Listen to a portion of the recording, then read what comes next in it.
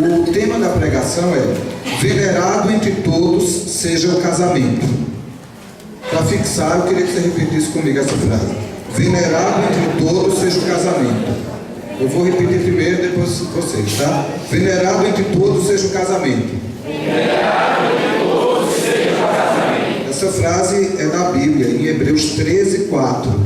Eu vou pedir para vocês abrirem. Toda a pregação será em cima desse texto, Hebreus 13:4.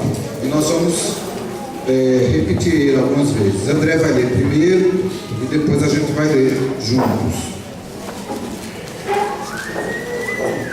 Venerado entre todos seja o matrimônio, bem como o leito sem mácula, porque Deus julgará os impuros e adúlteros.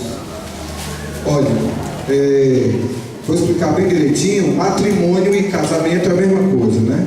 Então, venerado entre todos seja o matrimônio, bem como o leito sem mácula, porque Deus julgará os impuros e adúlteros. Eu queria que a gente repetisse isso para a gente fixar esse versículo. Hebreus 13:4.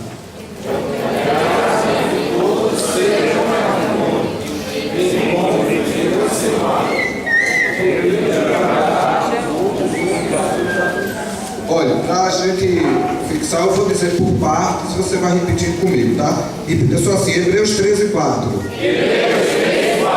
Venerado entre todos seja o matrimônio, bem como o leito sem mácula, porque Deus julgará os impuros e adúlteros. Vamos tentar tudo. Hebreus 13:4. Venerado entre todos seja o matrimônio, bem como o leito sem mácula, porque Deus julgará os impuros e adúlteros. Venerado entre todos seja o matrimônio, bem como o leito sem mácula, porque Deus julgará os impuros e adúlteros. Senhor, nos ajude a entender a tua palavra. Primeiro versículo, a primeira parte aí é venerado. Venerado significa digno de honra, respeitado. Então o casamento precisa ser respeitado. E essa primeira parte aqui da minha fala, eu queria fazer um protesto. Um protesto ao desrespeito que essa sociedade tem ao casamento. No início, o desrespeito era esvaziando seu sentido e significado, de modo que as pessoas queriam se unir, queriam se juntar uma com a outra, mas não queriam casar. Aí ia morar junto, ia viver junto, mas ser casal, no caso não. Era um desrespeito ao casamento. Só que atualmente, isso não está mais tanto em moda não. Eu até ouvi uma informação ontem que eu não sabia, que há alguns anos a justiça brasileira reconhecia como direito de casamento qualquer união estável. Então, se a pessoa comprovasse por foto, por qualquer coisa, que vivia junto com outra, gozava de todos os direitos legais dos pertences daquela, se fosse no caso de morte e herança. Só que o Supremo decidiu recentemente que isso não vale mais, que agora os direitos são concedidos ao casamento. O casamento é que dá direito a bens e herança, ou a filiação, né? O casamento ou a filiação. Só que, modernamente, o casamento voltou à moda. Só que ele foi profanado de outros modos. Porque qualquer tipo de união passou a ser chamado de casamento. Dois homens se juntam e isso passou a ser chamado de casamento. Duas mulheres se juntam e isso passou a ser chamado de casamento. Então, se por um tempo a sociedade ninguém mais queria casar, o casamento tinha caído em desuso, as pessoas diziam assim: quem casa é canário. Eu ouvi muito essa frase, né? Eu não vou casar nada, porque quem casa é otário. Então as pessoas desvalorizavam o casamento, e recentemente ele está sendo profanado, porque qualquer tipo de relação abominável aos olhos de Deus passou a ser chamada de casamento. E eu queria convidar os irmãos a que nós veneremos o casamento, lutemos pelo casamento, lutemos pela instituição casamento, que é a instituição da família, e lutemos pelo nosso próprio casamento. Quem é casado para manter o seu, e quem é solteiro se valorizando muito para o casamento, cuidando muito de si para o casamento. Durante essa pregação eu vou falar um pouco sobre a nossa postura como casados em relação ao casamento e a postura dos solteiros em relação ao seu futuro casamento. A palavra de Deus é que digno de honra, respeitado, valorizado, dado estimada importância ao tema. Não usem de leviandade para com esse tema. Esse tema tem que ser levado a sério, porque Deus assim leva a sério. Deus foi quem inventou o casamento, e biblicamente só Ele pode pôr fim ao casamento. Só Deus inicia e só Deus finda um casamento. A segunda parte do versículo diz assim: entre todos, venerado entre todos seja o casamento. Então, essa palavra é muito clara e absoluta. Não é para alguns casos, não é dependendo da forma como você foi criado, não é dependendo da cultura que você viveu, não é relativo à história do indivíduo ou à cultura. Se o cara era polígamo, vivia entre índios polígamos e ele se converteu, a vida dele tem que se adaptar ao casamento bíblico. Não é o casamento bíblico que tem que se adaptar à cultura e à forma de vida das pessoas. Ah, mas eu tive uma infância muito sofrida e casei muito cedo. Com 15 anos eu casei a primeira vez, com 17 já estava separada, meu marido me espancou, está preso. Aí eu casei com outro e já vou no 6º marido. Independente da história de vida que uma pessoa conte, independente das desgraças que aconteçam na vida dela, esse verso, esse tema, ele é verdade para todos. A história particular de seu ninguém é suficientemente grande para anular o que as Escrituras dizem da vontade de Deus para o casamento. Esse tema não está, então, ao sabor das emoções e das circunstâncias. Esse tema é um tema absolutamente criado por Deus e que Deus o leva a sério. Então, entre todos, as Escrituras não devem se moldar às situações das pessoas, mas as pessoas, quando se convertem, devem moldar suas vidas às Escrituras. Então, a Bíblia é muito clara sobre o que fazer quando a gente se converte. A gente deve restituir. Quando Zaqueu se converte, Zaqueu diz assim: hoje chegou a salvação dessa casa, e se eu roubar alguém de alguma coisa, eu vou vender tudo que eu tenho, porque eu vou restituir 4 vezes mais, e o resto eu vou dar aos pobres. Então, um cara que era avarento, um cara que era ladrão, um cara que era desonesto, ao se converter, ele abandona a sua vida de roubo. Um cara que era adúltero abandona a sua vida de adultério. Um cara que era alcoólatra abandona o alcoolismo. A conversão, ela requer uma mudança completa de hábito, de estilo de vida, para se enquadrar com a palavra de Deus. Não é para se enquadrar com a religião, com a sociedade. Isso não tem a ver com o que os outros acham. Aí é o próximo ponto dessa palavra. É que Deus o julgará. Não é Samuel que o julgará, não é a igreja que vai julgar, não é a sociedade. Então tem alguém que diz assim: rapaz, eu estou achando muito ruim meu casamento, mas se eu largar meu casamento, o que é que meus filhos vão pensar? O que é que minha mãe vai pensar? O que é que o povo vai dizer? Não tem a ver com o que o povo vai dizer. Deixa o povo falar, nem liga. O importante não é o povo, o importante é o que Deus diz. A palavra aqui está dizendo que Deus o julgará. Deus leva a sério o casamento, e quem peca contra o casamento vai se ver com Deus. E aqui eu queria ler alguns versículos de como é séria a advertência de Deus sobre isso. O primeiro está em Apocalipse 22:15. Eu estou começando do fim da Bíblia, mas para o começo. Apocalipse 22:15. Fora ficam os cães, os feiticeiros, os impuros, os assassinos, os idólatras e todo aquele que ama e pratica a mentira.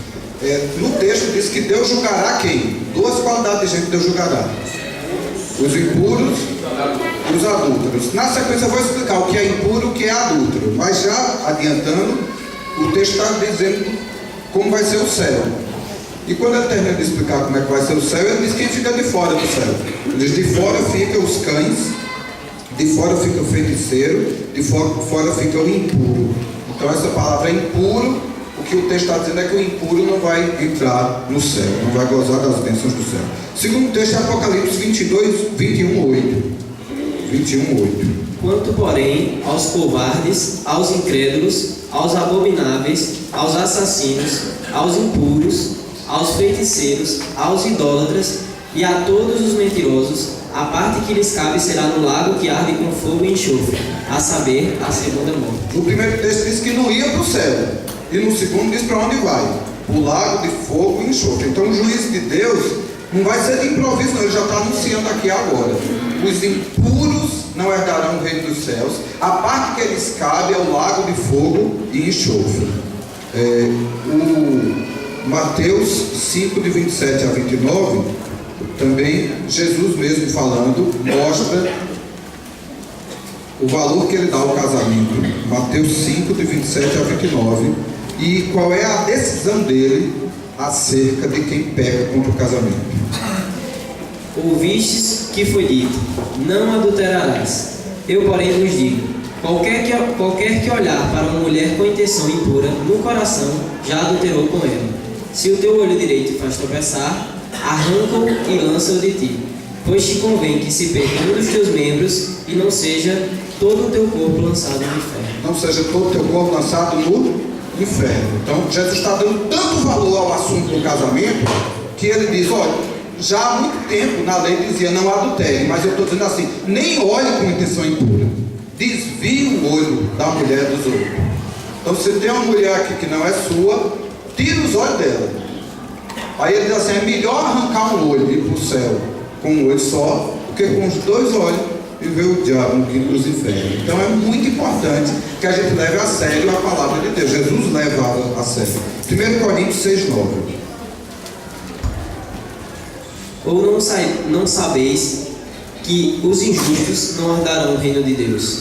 Não vos enganeis, nem impuros, nem idólatras, nem adúlteros, nem efeminados, nem sodomitas. Nem impuro, nem idólatra, nem adúltero, nem efeminado, nem sodomita.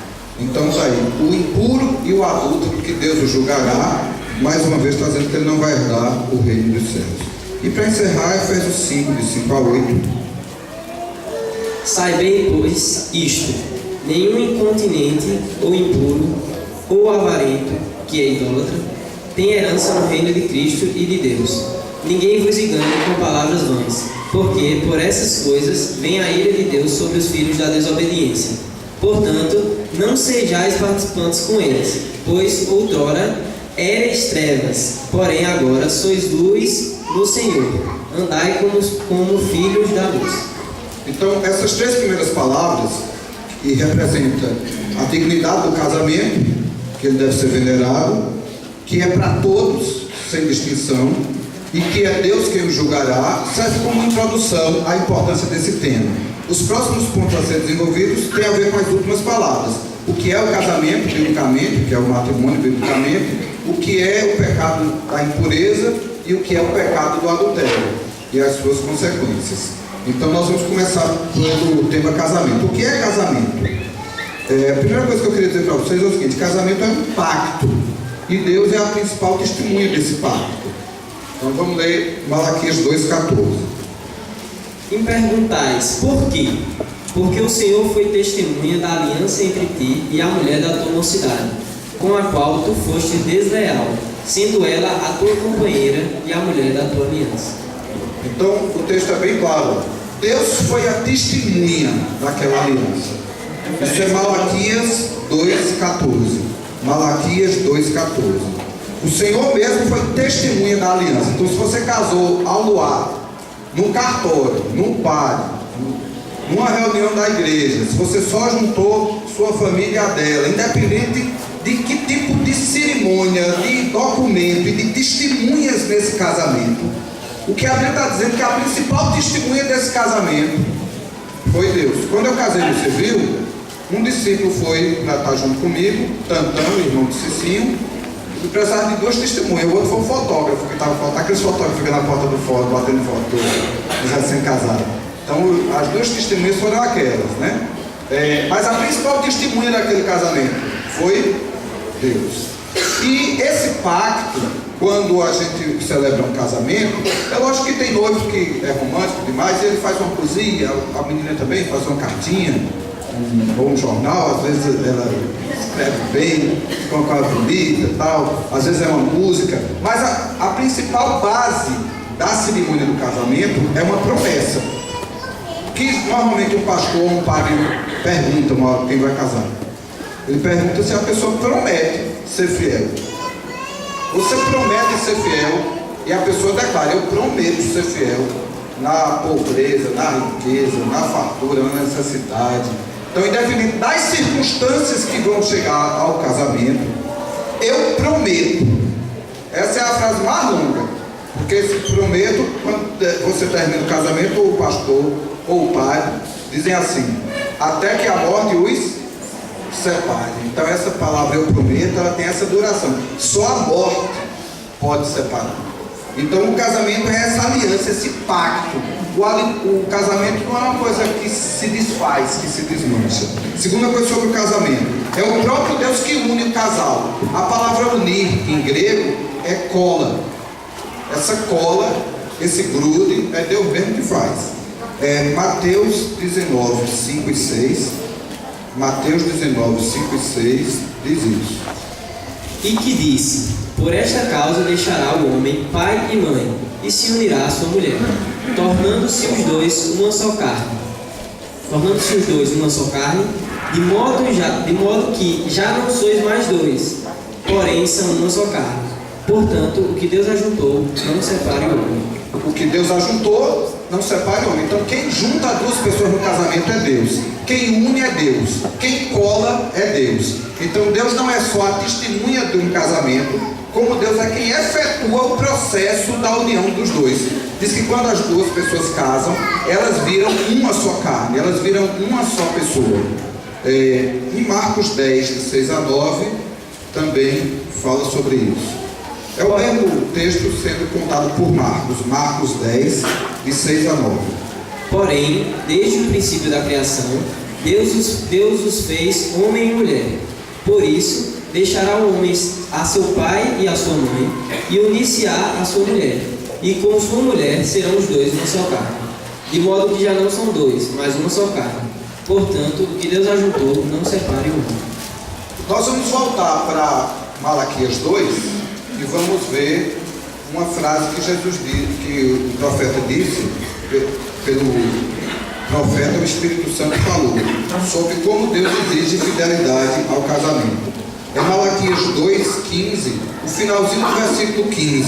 Malaquias 2,15, só o finalzinho do versículo.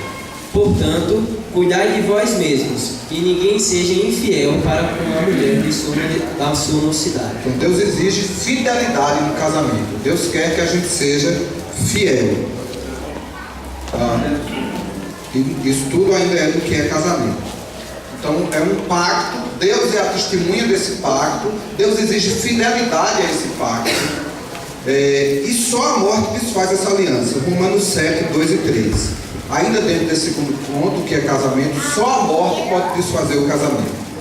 Ora, a mulher casada está ligada pela lei ao marido, enquanto ele vive. Mas, se o mesmo morrer, desobrigada ficará da lei conjugal, de sorte que será considerada adúltera, se vivendo ainda o marido, unir-se com outro homem. Porém, se morrer o marido, estará livre da lei e não será adúltera se contrair novas núpcias. Então uma mulher só está livre do marido se ele morrer ou ela morrer. Não há evento bíblico, não há liberação bíblica para uma separação, exceto a morte. Isso, para quem perdeu o fio da meada, é Romanos 7, 2 e 3. Romanos 7, 2 e 3. Só a morte pode impedir, anular um casamento, biblicamente. Mas meu marido lhe deixou. Ele lhe deixou, mas o casamento Deus não desfez. Ele pode estar longe, pode estar morando no Japão. Ele continua sendo uma só carne com você. E se ele for de outra mulher, ele é adúltero. E se você for de outro homem, você é adúltero. Só a morte diante de Deus anula, separa, interrompe um casamento. Então Deus é o alfa e o ômega de um casamento. Ele é o início e o fim. Foi Deus que inventou o casamento. Jesus disse, no princípio não foi assim. Aí ele cita o que Deus uniu. Deus é o iniciador da aliança e Deus é o único que pode findá-la através da morte. Só Deus, no dia que ele decidiu, fulano e tal morre hoje, só nesse dia é que o casamento interrompe. Tem um pastor muito engraçado, que ele um dia foi abordado por um homem que veio pedir conselho a ele, que ele estava querendo se separar da mulher. E pediu ajuda a ele em oração. Disse, eu vou orar por você. Deixa eu só entender. Você quer separar da sua mulher, né? Disse, é. E você casou com ela, não foi? Foi. E no dia que você casou, você prometeu a Deus que ia ser fiel até que a morte separasse? Se é, mas agora você quer separar. Você agora não dá mais não. Então tá certo, eu vou orar por você. Você quer mesmo, né? Aí ele disse que o cara sentado na cadeira, foi em pé, botou o pé assim em cima dos pés do cara, encostou o cara na parede e começou a orar. Essa oração era uma brincadeira, ele não estava orando a sério, ele estava querendo fazer uma ironia ali. Botou a mão na cabeça do cara e disse assim: Senhor, tu fosse testemunha quando teu filho disse que ia ser fiel a essa esposa dele até que a morte o separasse, e agora ele está querendo a separação, então mata ele, gente. Manda um câncer, manda uma doença. Aí o camarada deu um puto tentando sair da cadeira e ele segurando o cara. Não, pastor, deixa só essa oração, não é melhor eu ficar com minha mulher do que me abraçar com a mão. Então, a brincadeira, o pastor Cláudio Duarte, ele diz assim: quem quiser uma oração de separação, me chama que eu oro. Biblicamente, a única oração de separação permitida seria a oração da morte. Senhor, eu não aguento mais estar casado, não me leve para o céu, porque eu estou sofrendo muito. Né? Porque você não vai orar para derrubar o outro, né? Você vai dizer, pode até pedir a Deus: Senhor, me promova logo, eu quero logo virar anjo. É ruim demais ser gente, né? Mas, biblicamente, só a morte desfaz a aliança. Esse texto é repetido em 1 Coríntios 7:39. A mulher está ligada enquanto vive ao marido. Contudo, se falecer o marido, fica livre para casar com quem quiser, mas somente no Senhor. Para quem está anotando, é 1 Coríntios 7:39. Para quem já perdeu todo o fio da meada, semana que vem essa palavra vai estar disponibilizada no site.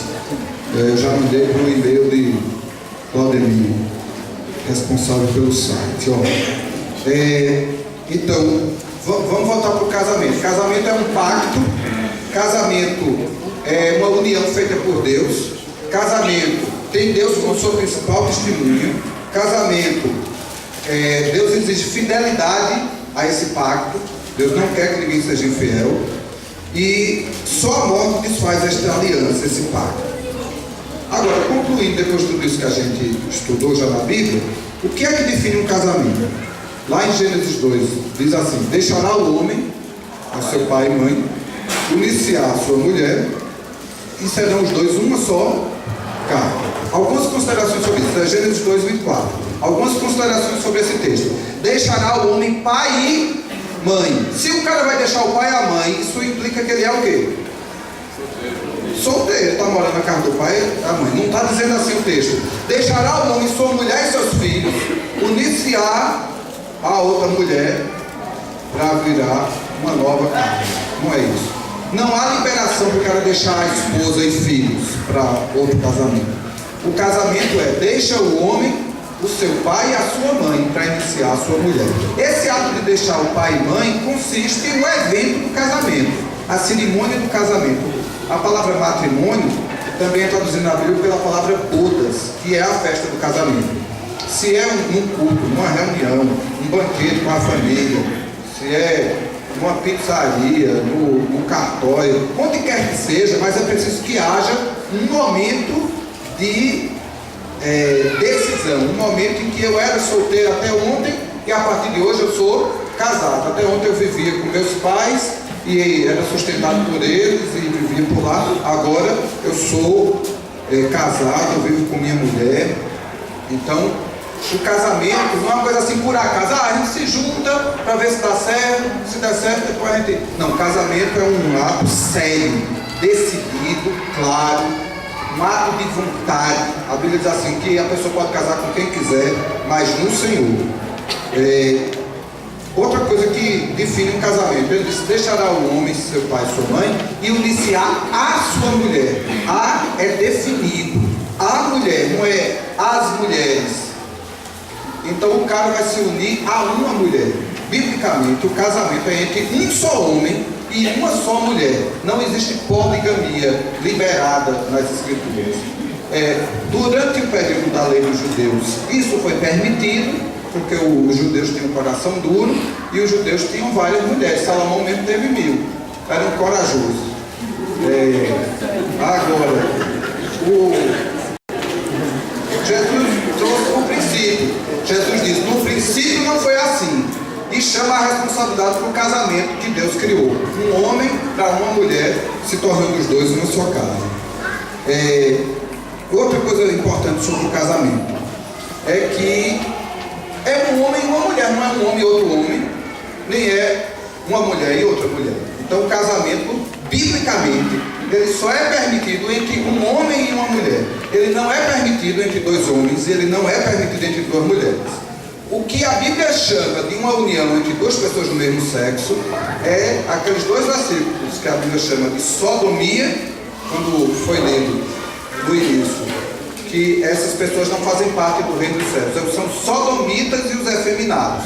São pessoas que têm relações sexuais com outras do mesmo sexo. Isso é abominação diante de Deus. Diante do nosso país é permitido.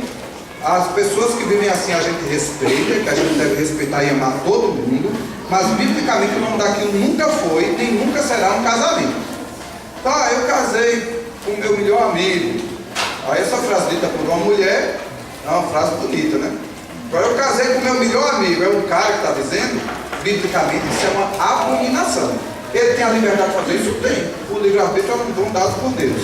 Ele só não pode querer o reino dos céus, que diz a Bíblia que os que tais coisas praticam ficarão de fora. A parte que eles cabem é o lago de fogo e enxofre. Mas tem direito a participar da sociedade, tem direito a votar, ser votado, não deve ser alvo de violência nem de preconceito. Devem ser amados, servidos, respeitados e liberados para fazer o que queiram.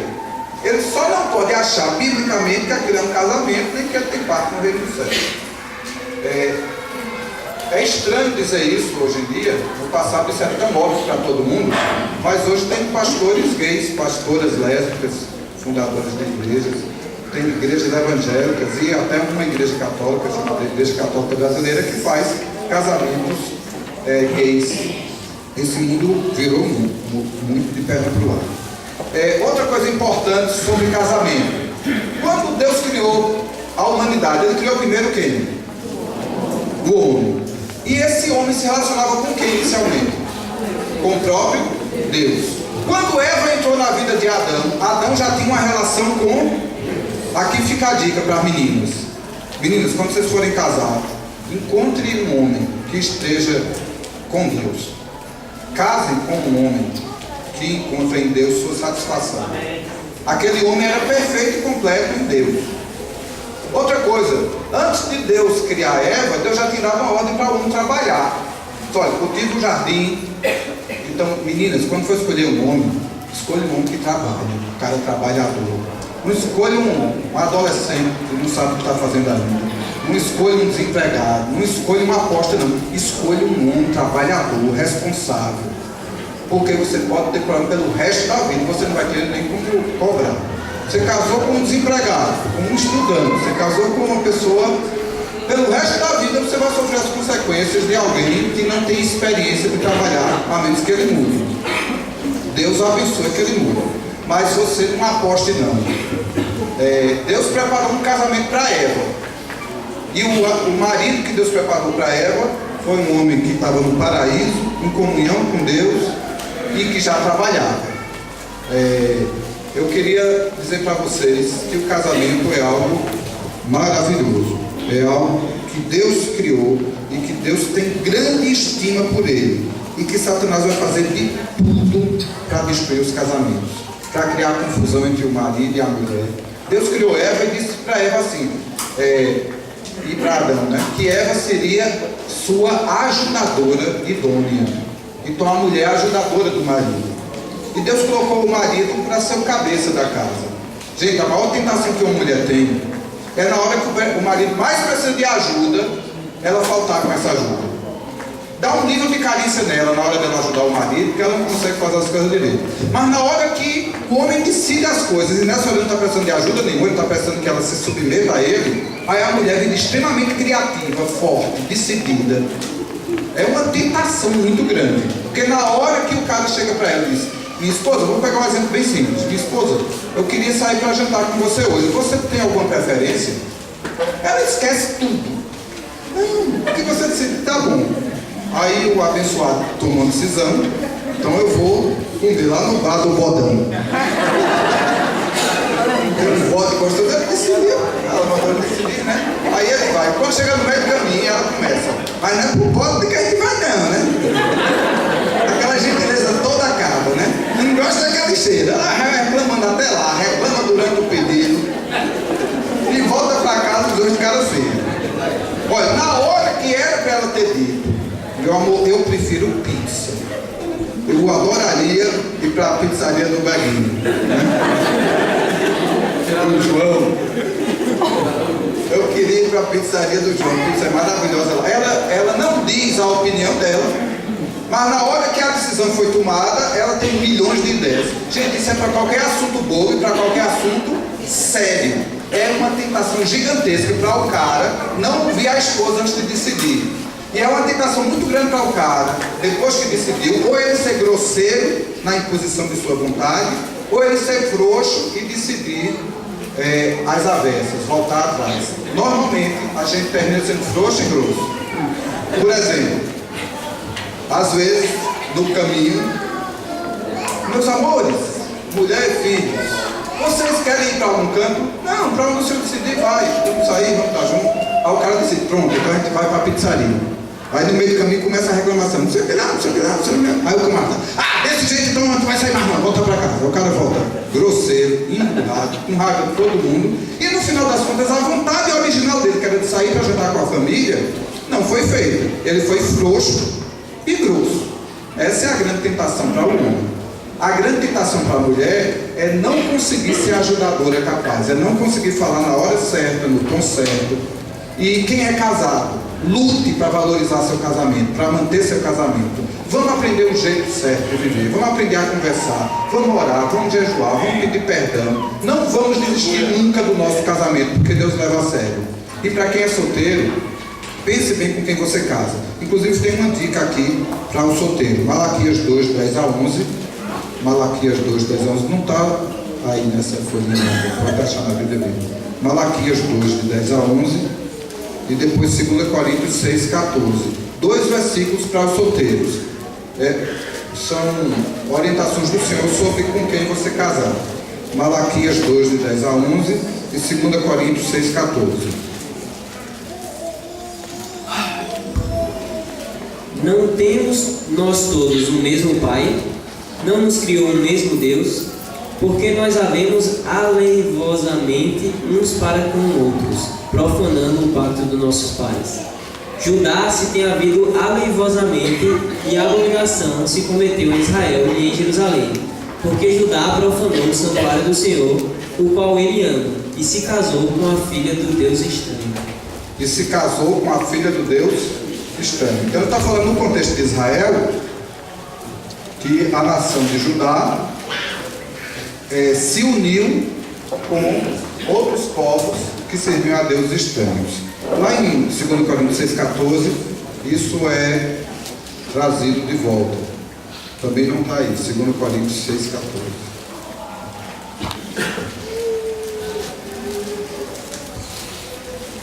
Não vos prendais a um jugo desigual com os incrédulos, pois que sociedade tem a justiça com a injustiça? Ou que comunhão tem a luz com as trevas? Não vos prendais a um jugo desigual com o infiel. Então, nenhuma pessoa convertida a Cristo deve ir procurar um marido para casar fora desse ambiente onde Cristo reina. Porque que união há? Então é muito importante que a gente tenha cuidado com isso. Essa dica do Senhor aí. Até última coisa que define um casamento é um pacto, é uma aliança. O casamento tem Deus por testemunha. O casamento é só a morte que o separa. E a outra coisa que define um casamento é que a união sexual é um dos selos do casamento. Então, se um homem e uma mulher se casarem e na lua de mel o cara não funcionar sexualmente, então a mulher pode pedir anulação desse casamento. O casamento só é selado no ato sexual. O ato sexual torna o homem e a mulher uma só carne.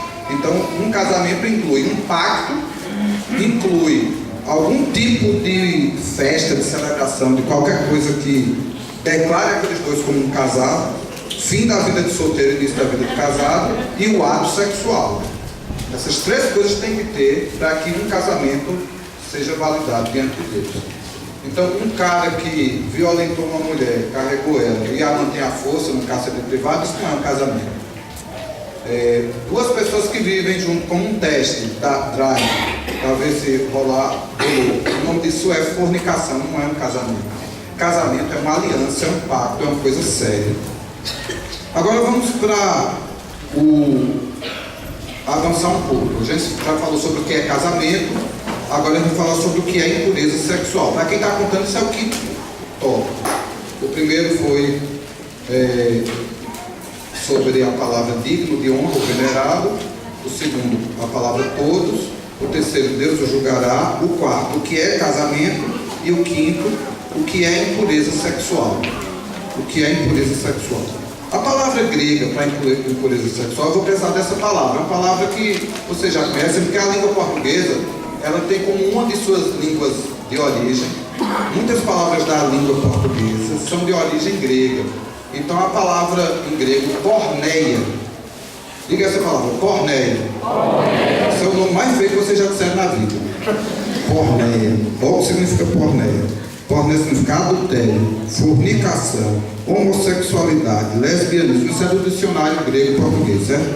Lesbianismo, relação sexual com animal, relação sexual com um parente próximo, relação sexual com um homem e uma mulher divorciado, relação sexual com um homem e uma mulher divorciada, então todo tipo de impureza, de pensamento impuro, de atos sexuais na mente ou no corpo, fora do casamento, é chamado de porneia e também chamado de impureza sexual. Então todos aqueles textos foram lidos no início, que os impuros não herdavam o reino dos céus, essa turma aqui que não vai herdar o reino dos céus, certo? Os adúlteros, os fornicários. Então fornicário, relação sexual entre solteiros. 2 solteiros começam a fazer sexo, fornicação. Quem é casado e faz sexo fora do casamento é adultério. Mas todo tipo de relação homossexual é porneia. Todo tipo, até aqui, relação com o animal apareceu. Tem atos sexuais extremamente estranhos nesse planeta Terra. E o conjunto de todos eles é chamado de porneia. Aqui eu queria diferenciar uma coisa.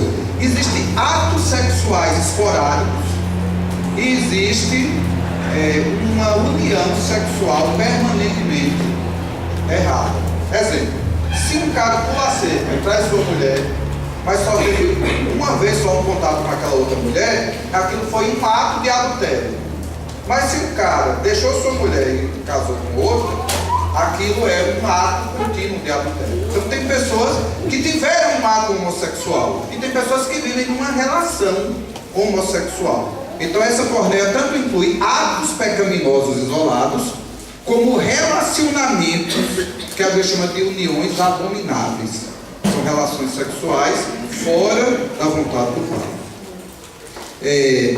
Vamos ver o que a Bíblia diz sobre esse tema. Eu só traduzi a palavra do grego para o português. E no português tem algumas palavras que vieram dela, como a palavra pornografia. Coisas escritas sobre impureza sexual. Pornografia. Agora vamos ver o que a Bíblia diz sobre isso. Atos 15 e 20. Todos esses versículos que eu vou ler, em grego a palavra que está lá é porneia. E é traduzida novamente para impureza. Atos 15 e 20. Mas escrever-lhes que se abstenham das contaminações dos ídolos, bem como das relações sexuais ilícitas, da carne de animais sufocados e do sangue. Das relações sexuais ilícitas, se abstenham. Isso é os apóstolos de Jerusalém, quando se converteram pessoas pelo mundo todo. Aí Paulo está dizendo, se abstenham, abandonem as porneias, as relações sexuais ilícitas. Então, tudo aquilo que era feito fora do casamento é aqui proibido. Fuja. Agora também em 1 Coríntios 6, de 18 a 20. Fugir da impureza. Qualquer outro pecado que uma pessoa cometer é fora do corpo, mas aquele que pratica a imoralidade peca contra o próprio corpo. Acaso não sabeis que o vosso corpo é santuário do Espírito Santo, que está em vós, o qual tendes da parte de Deus, e que não sois de vós mesmos? porque fostes comprado por preço. Agora, pois, glorificai a Deus no vosso corpo. Então, quando diz fugir da impureza, e diz que aquele que pratica a imoralidade peca contra o seu próprio corpo, e em grego essas palavras são porneia. Porneia é pecado sexual fora do casamento, pecado sexual fora da vontade de Deus, qualquer que seja ele, manda fugir. 1 Coríntios 7, 1 a 5. Quanto ao que me escrevestes, é bom que o homem não toque em mulher, mas por causa da impureza, cada um tem a sua própria esposa, e cada um o seu próprio marido. O marido conceda à esposa o que lhe é devido, e também, semelhantemente, a esposa ao seu marido. A mulher não tem poder sobre o próprio corpo, e sim o marido. E também, semelhantemente, o marido não tem poder sobre o seu corpo, e sim a mulher. Não vos priveis um ao outro, salvo o tempo ou mútuo consentimento, por algum tempo, para vós dedicados à oração e novamente vos ajuntardes, para que Satanás não vos tente por causa da incontinência. Sexo não é pecado, pelo contrário, sexo foi o primeiro mandamento de Deus ao homem. Quando ele criou Adão e Eva, ele disse: agora crescei, multiplicai-vos e encher a terra. Então, como é que Adão ia se multiplicar e encher a terra? Através da relação sexual, da vida sexual. Foi o primeiro mandamento. O sexo não é pecado. O pecado sexual é o sexo fora do casamento. Aí o que o texto está dizendo é isso. Paulo era viúvo e ele estava servindo a Deus como evangelista, missionário, apóstolo, e ele estava dizendo que queria que todo mundo fosse igual a ele. E que ninguém, se fosse solteiro, não casasse, se fosse viúvo, não quisesse casar de novo, porque ele queria que as pessoas dedicassem todo o tempo a Deus. Mas ele não estava dizendo que era errado casar, ele só estava fazendo uma apologia, uma defesa de que uma pessoa solteira servia melhor a Deus. Aí por isso que ele está dizendo assim: quando alguém me escreveste, era bom que o homem nem tocasse em mulher, mas por causa da impureza, que nesse mesmo versículo na frente ele diz assim, que quem não conseguir se controlar, case, porque é melhor casar do que viver abrasado. Abrasado é pegando fogo. Então uma pessoa aqui entre nós, um solteiro, que tem desejo sexual, que tem pensamento sexual, que tem vontade de fazer sexo, o que a Bíblia diz para ele é case, porque é melhor casar do que viver abrasado. Então é um sintoma de que você não é eunuco. Uma pessoa é eunuco, uma pessoa que não tem eunuco é o castrado, não tem desejo sexual. Então se a pessoa nunca tem vontade nenhuma de beijar ninguém, de abraçar ninguém, uma pessoa nunca teve nenhum desejo sexual, essa pessoa tem um chamado para ser eunuco, para viver a vida toda só evangelizando e orando. Mas quem tem qualquer tipo de tentação ou desejo sexual é uma evidência que você nasceu para casar. Então orar pelo casamento, pensar no casamento, pedir a Deus uma esposa ou um marido. Se você é homem, pede uma esposa. Se você é mulher, pede um marido. Essa decisão diante de Deus em oração é muito importante, porque o texto está dizendo é que você não pode ficar com uma vida de solteiro através da incontinência. Incontinência é um desejo sexual descontrolado. A Bíblia chama também de lascívia. Você ficar só desejando, case. Então é o seguinte, um jovem e uma jovem noiva, e eles querem muito uma festa gigantesca no local mais caro da cidade, e eles querem casar com uma casa própria e um carro. Isso leva o quê? Tempo para organizar e preparar, um noivado longo. Só que no meio do noivado eles percebem que está difícil. Aí o cara vai dizer: não, a gente tira as flores, não, a gente tira o bolo, não, a gente tira o vestido. Termina com o casamento, vai ser na reunião normal aqui da igreja. Porque o que é que a Bíblia diz? A Bíblia não diz que é tão importante o bolo, a Bíblia não diz que é tão importante a casa própria, nem o carro. O que é importante é a santidade. Então é melhor casar quase sem nada, mas em santidade, do que você esperar anos juntando coisa para casar, só pensando em sexo e se tocando de algum modo ou se defraudando. Então é mais bíblico casar com pouca coisa do que esperar para casar com mais coisas, desde que esse esperar seja cheio de muito desejo sexual. Agora, se duas pessoas estão de boa, tranquilo, favorável, sem muito desejo, sem agonia, sem pressa, sem estar abrasado, e querem juntar coisas para casar, junte. Também manda casar logo, não. O que a Bíblia diz é que a impureza sexual deve ser abolida da gente. E o antídoto bíblico contra a impureza sexual é o casamento. Aí olha o que a Bíblia diz, que quem é casado, o marido não pode deixar de fazer sexo com a esposa, nem a esposa deixar de fazer sexo com o marido. Porque um ou outro, ou os dois, vão se expor à incontinência. O que é incontinência? A mulher tem uma semana menstruada, na outra está com raiva, na outra adoeceu. Aí passou o mês todinho, não quer saber de sexo. E o marido que nem menstruou, que nem adoeceu, ele foi a vítima dessa ausência. O que vai acontecer então no final do mês? O cara está chamando cachorro de cacho, o meu lobo, dando que eles põem as vezes. Então ele está mais suscetível, está mais tentado a um pecado sexual do que se ele tivesse com uma vida sexual ativa. Então é muito importante para um casal que a vida sexual do casal seja frequente e presente, e isso é uma ordem bíblica. É tanto que a única exceção a essa regra é só se os dois combinarem e para orar. E por pouco tempo, e se juntem logo de volta para que Satanás não tente pela incontinência. Então, sexo não é pecado, sexo é mandamento, sexo é santo, sexo é bíblico. Qual é o ambiente que esse sexo é permitido? No primeiro texto que a gente leu, o leito sem mácula, o casamento. Qualquer relação sexual fora desse casamento é impureza e é pecado. Fuja da impureza, fuja da impureza. Outro texto, Colossenses 3, de 5 a 6, tudo no quinto tópico, o que é impureza sexual. Colossenses 3, de 5 a 6. Fazei, pois, morrer a vossa natureza terrena, prostituição, impureza, paixão lasciva, desejo maligno e a avareza, que é idolatria. Por estas coisas é que vem a ira de Deus sobre os filhos da desobediência. Esse texto também colabora com o que Deus o julgará. A ira de Deus vem contra os filhos da desobediência. Faça morrer toda prostituição, toda impureza, toda lascívia, todo desejo maligno. E o último, 1 Tessalonicenses 4, de 3 a 5. Pois esta é a vontade de Deus, a vossa santificação, que vos abstenhais da prostituição, que cada um de vós saiba possuir o próprio corpo em santificação e honra, não com o desejo de lascívia, como os gentios que não conhecem a Deus. Os gentios que não conhecem a Deus, os povos bárbaros lá daquela tempo antigo, eles viviam feito bicho.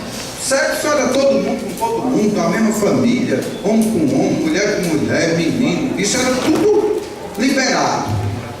Então, biblicamente, desde os judeus, desde o Antigo Testamento, que o sexo era regrado dentro do casamento. No tempo antigo, a gente vai estudar agora sobre o adultério, a gente vai ver como Deus levava a sério o casamento e como Deus levava a sério o pecado contra o casamento, que era o adultério. Então entra no sexto ponto, o que é adultério.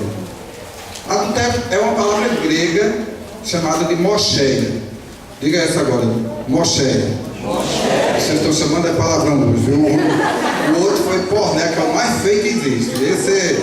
A moscheia é um tipo de pornéia, só que ela é específica para quem é casado. Um solteiro só comete esse pecado se ele tiver uma relação sexual com uma pessoa já casada. E qualquer pessoa casada que faz qualquer tipo de ato sexual fora do casamento, isso é chamado de moscheia ou adultério. É qualquer relação sexual de uma pessoa casada fora do casamento. É uma traição, é uma infidelidade conjugal. Êxodo 20, 14 já dá o primeiro tom da Bíblia sobre esse tema. Êxodo 20, 14. Não adulterarás. Simples, direto, curto e grosso. O próprio Deus escreveu isso com o seu dedo numa tábua de pedra. Não adultere, quer dizer, não traia sua mulher, não traia seu marido. E Jesus depois ainda disse assim, nem olhe com intenção impura. Então, marido, bota seus olhos na sua mulher. Mulher, bota seus olhos no seu marido. Né? Você pode dizer para ele, você é o homem mais lindo do mundo, porque no seu mundo só existe ele. Os outros não olho para você. Aí vai bombar, você é o cara mais lindo do mundo. E marido, quando você olhar para a mulher, pode dizer para ela com toda certeza, você é a mulher mais linda do mundo. No seu mundo só existe ela. As outras mulheres, nenhuma estão à sua disposição. Nenhuma das outras está disponível. E quem é solteiro, ore, fecha os olhos, olhe para cima, né? Você não tem mulher nenhuma para dizer que ela é a mulher mais linda do mundo. Case se você quiser dizer isso para uma mulher. Não adultere é a palavra de Deus para os casados. Levítico 20:10. Agora olha a punição no povo de Israel para quem pecasse, quem fizesse o contrário, quem desobedecesse a Deus. Se um homem adulterar com a mulher do seu próximo, será morto o adúltero e a adúltera. Então, se o cara adulterar com a mulher do próximo, será morto, tanto ele como ela. E em Provérbios 5:8, um conceito de Deus sobre isso. Afasta o teu caminho da mulher adúltera, e não te aproximes da porta da sua casa. Desvie. Então tem aquela mulher casada, o marido está viajando, ela com aquele olho pidão, olhando. Desvia da casa dela. Mude de rua. Só que hoje a mulher adulta não está mais só na porta da casa dela, né? Ela bate uma fotinha e bota no Instagram, no Facebook, né? No WhatsApp. Então a mulher adulta ela se oferece agora na rede social. Ela se expõe e tem a vontade de olhar, de puxar conversa. Então fuja da mulher dos outros. Quem é solteiro, toda mulher dos outros, nenhuma é sua. Quem é casado, você só tem uma mulher. Mulher casada, só tem um homem, o seu. Mulher solteira, não tem homem nenhum. Ore, lê a palavra, tira os olhos dos outros. Tá? 7º ponto. O que a Bíblia diz do divórcio? Então a gente já sabe o que é casamento, já sabe o que é porneia, que é pecado sexual fora do casamento, já sabe o que é mocheia, o adultério, é traição e infidelidade conjugal. E o que é que a Bíblia diz sobre o divórcio? Deuteronômio 24, de 1 a 4, no tempo da lei, lá no tempo de Israel, lembra que existe lá em Israel uma possibilidade de divórcio? Ela não é um divórcio constitucional, senão que qualquer pessoa pode se divorciar de qualquer jeito, não. É um caso bem específico de divórcio que tem lá. Pode ler. Deuteronômio 24, de 1 a 4. Se um homem tomar uma mulher e se casar com ela, e se ela não for agradável aos seus olhos, por ter ele achado coisa indecente nela, e se ele lhe lavrar um termo de divórcio, e lhe der na mão, e a despedir de casa, e se ela, saindo da sua casa, for e se casar com outro homem, e se este a aborrecer, e lhe lavrar um termo de divórcio, e lhe der na mão, e a despedir da sua casa, ou se este último homem, que a tomou para si por mulher, vier a morrer, então, seu primeiro marido, que a despediu, não poderá tornar a desposá-la, para que seja sua mulher, depois que foi contaminada, pois é abominação perante o Senhor. Assim, não farás pecar a terra que o Senhor, teu Deus, te dá por herança. Então ele está dizendo ali que Deus levava tão sério o casamento, que mesmo naquela época que o divórcio era permitido, ele era permitido em algumas circunstâncias, e quando ele acontecia, o casamento era anulado de tal modo que mesmo que a mulher fosse abandonada pelo outro marido ou ficasse viúva, o primeiro marido não podia recebê-la de volta. Se de verdade existia alguma coisa naquela mulher que a impedia de ser casada com esse homem, porque o foco dessa lei não é nem um juiz que falou sobre o casamento, o recasamento. O foco dessa lei é não volta. A decisão era para sempre. Então aquele tipo de... E agora isso é na lei de Moisés, no Antigo Testamento. Nós não somos regidos por essa lei, mas pelo que Cristo diz. Mas vamos seguir lendo. Malaquias 2,16 diz o que Deus acha mesmo do divórcio. Aqui Moisés está permitindo, por causa da dureza do coração, uma situação de divórcio. Mas o que Deus pensa sobre o divórcio está escrito em Malaquias 2,16. Porque o Senhor, Deus de Israel, diz que odeia o repúdio e também aquele que cobre de violência as suas vestes, diz o Senhor dos Exércitos. Portanto, cuidai de vós mesmos e não sejais infiéis. Repúdio e adultério e divórcio é a mesma coisa. Tem traduções da Bíblia que traz divórcio, tem outras que traz repúdio. Repúdio é o ato de repudiar, de largar a mulher, de abandonar a mulher. O texto original em hebraico quer dizer apostatar. O termo até que se dava à carta de divórcio é abandonar o outro, largar o outro. Está dizendo que Deus odeia isso. Vamos ver mais o que a Bíblia diz sobre o divórcio. Em Marcos 10, de 2 a 9, Jesus tem uma conversa com os fariseus exatamente sobre esse tema. Os fariseus perguntam a Jesus o que ele achava do divórcio, se era lícito alguém se divorciar. Aí tem uma boa conversa de Jesus com os fariseus. E, aproximando-se alguns fariseus, o experimentaram, perguntando-lhe: é lícito ao marido repudiar sua mulher? Ele lhes respondeu: que vos ordenou Moisés? Tornaram eles: Moisés permitiu lavrar a carta de divórcio e repudiar. Mas Jesus lhes disse: por causa da dureza do vosso coração, ele vos deixou escrito esse mandamento. Porém, desde o princípio da criação, Deus os fez homem e mulher. Por isso deixará o homem a seu pai e mãe e uniciar a sua mulher. E com sua mulher serão os dois uma só carne. De modo que já não são dois, mas uma só carne. Portanto, o que Deus ajuntou, não separe o homem. O que é que Jesus está dizendo? Não separe, não divorcie. Foi Deus que juntou. É uma só carne. Não separe. Não são mais dois para separar. É indivisível dentro dos números inteiros. É não tem meio inteiro. Meio já é um número racional, já é um número quebrado. Dois dá para dividir, mas não tem como dividir aí. Então esse argumento de Jesus agora é um só, não divide mais não. E foi Deus que uniu. O que Deus uniu, não separe o outro. Outro texto. O que é que a Bíblia diz do segundo casamento ou do casamento com uma pessoa divorciada? Agora lê o resto do texto de Marcos 10, os versos 10 a 12. Em casa, voltaram os discípulos a interrogá-lo sobre este assunto. E ele lhes disse: quem repudiar a sua mulher e casar com outra comete adultério contra aquela. E se ela repudiar seu marido e casar com outro, comete adultério. Até aí o que é que o texto está dizendo? Que Jesus explicou bem direitinho. Se um cara, vamos dizer que esse cara, o nome dele é Alfa. Esse cara aqui, Alfa, é casado com essa mulher aqui, o nome dela é Beta. Então o Alfa e o Beta são casados, que formam um casal. Está dizendo aqui que se o Alfa deixar a Beta e casar com outra, essa aqui, ó, o nome dela é Beta. Eu estou dizendo letras hebraicas para não dizer o nome de ninguém, tá? Às vezes aparece com um apelido. O cara deixou a mulher dele e casou com outro. Pode? Jesus está chamando isso de quê? Mas diz também para a mulher. Se a mulher deixar o marido e casar com outro, pode?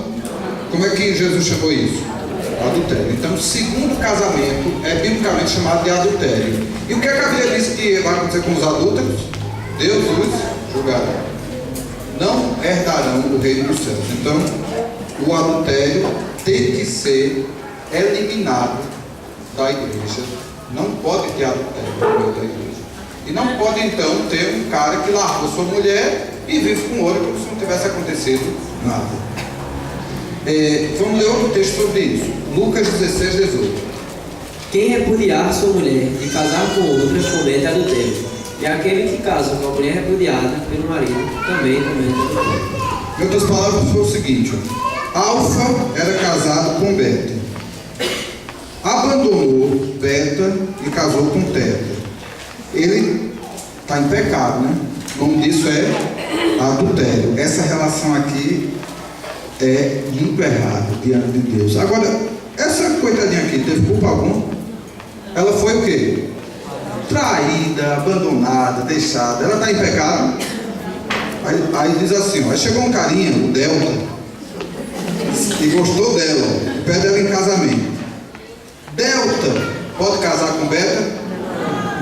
Porque ele diz que se alguém casar com a deixada, comete adultério. Então Delta pode ser um príncipe, pode ser solteiro, pode ser lindo, cheiroso, maravilhoso. Mas se ele casar com Beta, essa relação está errada, porque a Bíblia chama ela de adultério. Então uma traição como essa, um adultério como esse, não anula o casamento. Um adultério não anula o casamento. Um adultério é um pecado contra o casamento E se ele for cometido, ele tem que ser abandonado e perdoado, e o casamento deve ser celebrado. O casamento é um só. No casamento, só a morte pode separar. E está escrito também em Romanos 7, de 2 a 3. A gente leu pensando sobre a morte, mas vamos ler de novo pensando sobre o pacto do casamento. Ora, a mulher casada está ligada pela lei ao marido, enquanto ele vive. Mas, se o mesmo morrer, desobrigada ficará da lei conjugal, de sorte que será considerada adúltera se, vivendo ainda o marido, unir-se com outro homem. Porém, se morrer o marido, estará livre da lei e não será adúltera se contrair novas núpcias. Então vamos pensar na Beta, na que foi deixada, tá? A mulher que foi deixada, o que é que ela deve fazer? Uma mulher não se separou do marido, ama o marido, quer seu marido, mas ele a deixou. 1 Coríntios 7, 10. Não está aí, não, pode ir para chamar. 1 Coríntios 7, 10. O que fazer quando uma mulher foi deixada pelo marido? 1 Coríntios 7, 10. Todavia, aos casados, mando, não só eu, mas o Senhor, que a mulher não se aparte do marido. Que a mulher não se aparte do marido. Leia agora o 11. Se, porém, se apartar, que fique sem casar, ou se reconcilie com o marido, e que o marido não deixe a mulher. Então a mulher divorciada só tem duas opções pela Bíblia. Ou fica sem casar, ou se reconcilia com o marido. Ela não pode casar com o outro. Ela só pode ou permanecer divorciada, sozinha, ou voltar para o marido. 1 Coríntios 7, 10 e 11. Foi isso. Agora outra pergunta. E o texto de Mateus abre uma exceção? Vamos ler agora Mateus. Eu li o que dizia sobre isso no Evangelho de Marcos e de Lucas, mas ainda não li o de Mateus. Vou ler agora e encerro com esse. O texto de Mateus é o melhor texto da Bíblia sobre o assunto, porque é o texto que Jesus fala com mais versículos, com mais clareza, e é o único que Jesus deu uma exceção. Graças a Deus tem uma exceção para esse assunto todo que eu estou dizendo. Vamos ver que exceção é essa. Mateus 5, de 27 a 32. Ouviste que foi dito, não adulterarás. Eu, porém, vos digo, qualquer que olhar para uma mulher com intenção impura no coração, já adulterou com ela. Se teu olho direito faz tropeçar, arranca-o e lança-o de ti, pois te convém que se perca um dos teus membros, e não seja todo o teu corpo lançado no inferno. E se tua mão direita te faz tropeçar, corta e lança de ti, pois te convém que se perca um dos teus membros, e não vá todo o teu corpo para o inferno. Também foi dito, aquele que repudiar sua mulher, dê-lhe carta de divórcio. Eu, porém, vos digo, qualquer que repudiar sua mulher, exceto em caso de relações sexuais ilícitas, e a expõe a tornar-se adúltera, e aquele que casar com a repudiada, comete adultério. Além da exceção, que é exceto em casos de relações sexuais ilícitas, que no grego é aquela palavrinha porneia, exceto em casos de porneia, o texto é igualzinho ao de Lucas. Ó. O texto é: se o cara deixar sua mulher e casar com outra, comete adultério. E quem casar com a deixada, adultério também. Não mudou em nada. Ele diz, exceto em casos de porneia. Você lembra o que é porneia? É todo tipo de relação e de união o quê? Abominável, fora do casamento. Então, vê bem, como é que você entende essa exceção? Essa exceção é o seguinte: um cara se converte, aí quando ele chega na igreja, aí ele diz, ó, eu quero agora que minha vida seja igualzinha ao que a Bíblia diz que é para ser. Eu quero arrumar a minha vida. Você fazia o quê? Você era ladrão, então pague de roubar. Aí chega outro e diz assim, já meu negócio, meu problema era mulher, eu tinha 10 mulheres. O que é que vai fazer agora? Larga essas 9 que você tinha. Você vai ser agora marido de uma só mulher. Você agora é só você e sua primeira esposa. O cara chama aquelas amantezinhas que ele tinha, olha, acabou, aquele amante que você morreu, eu nasci de novo, agora sou uma nova criatura. Se tiver filho, eu vou ficar dando a pensão. Não existe ex-filho, filho, vou pagar a pensão.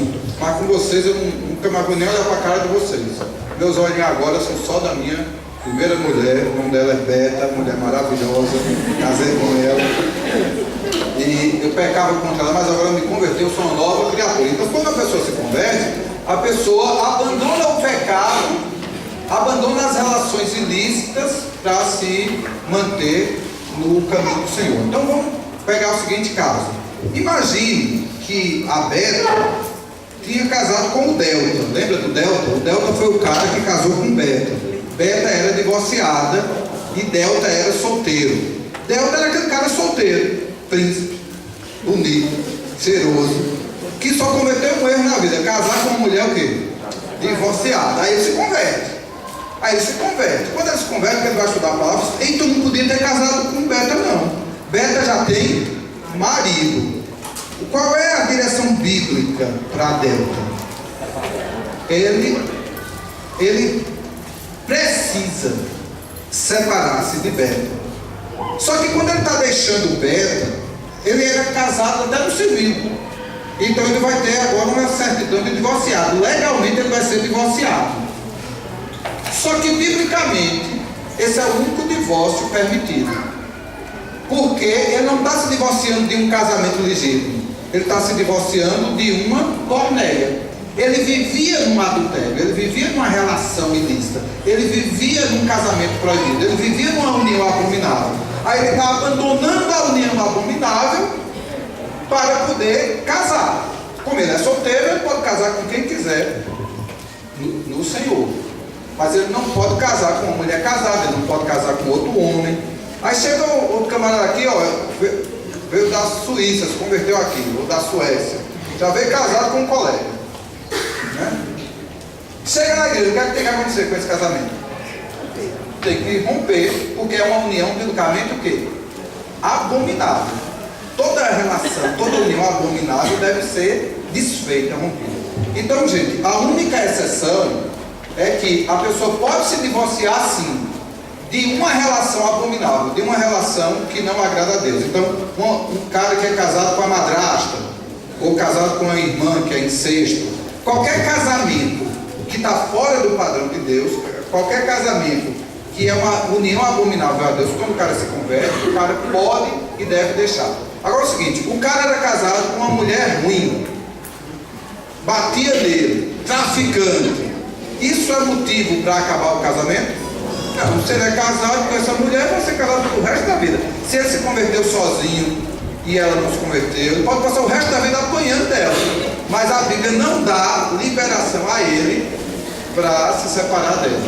A pessoa só pode se separar de uma relação abominável. Ninguém pode se separar de um casamento. Um casamento é uma união estável, é uma união que só a morte separa. Outro versículo ainda em Mateus, Mateus 19, de 3 a 12. Mateus 19, de 3 a 12. Esse é mais completo ainda.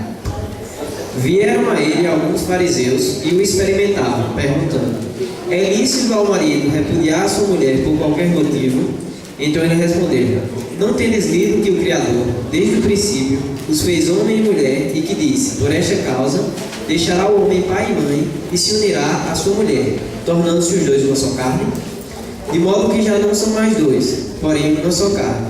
Portanto, o que Deus ajuntou, não separe o homem. Replicaram-lhe: por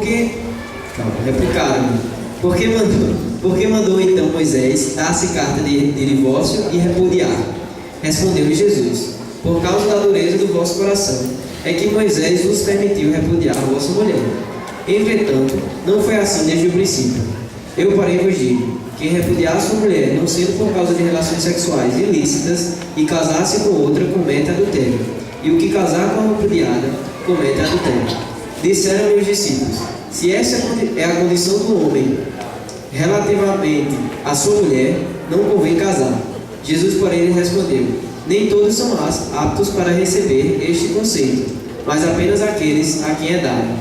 Porque há eunucos de nascença, há outros a quem os homens fizeram tais, e há outros que a si mesmos se fizeram eunucos, por causa do reino dos céus. Quem é apto para o admitir, admita. Tem pastores que leem o texto de Mateus, e como existe ali a palavra exceção, para eles a única coisa que importa é a palavra exceção desse texto todo. Aí eles dizem que um cara pode se divorciar da sua mulher se a mulher trair ele. Eu queria dizer para vocês, biblicamente, que isso está incorreto. Vou provar para vocês. Digamos que todo mundo aqui faça de conta que se uma mulher trair o marido, isso pode justificar biblicamente o divórcio. Certo? Então, vamos pensar aqui no cara, voltando aqui para o camarada. Quem foi o primeiro casamento que eu fiz aqui? Alfa.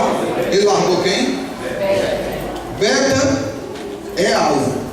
Ela foi traída, porque ele casou com Delta, não foi? Com Delta não, com Teta.